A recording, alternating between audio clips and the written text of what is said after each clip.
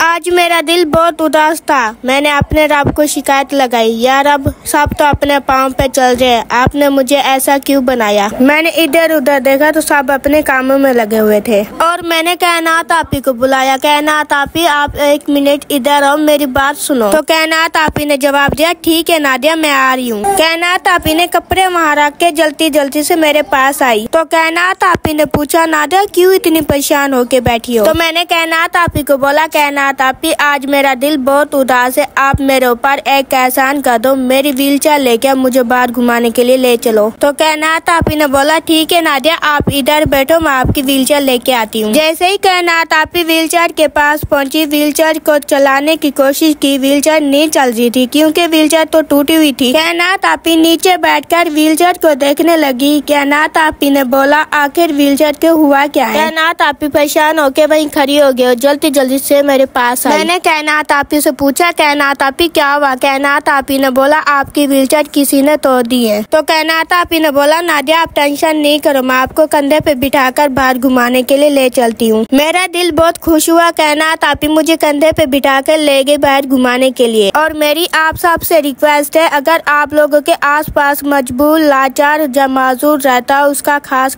ख्याल रखा करें और मेरे चैनल को लाइक सब्सक्राइब जरूर करें।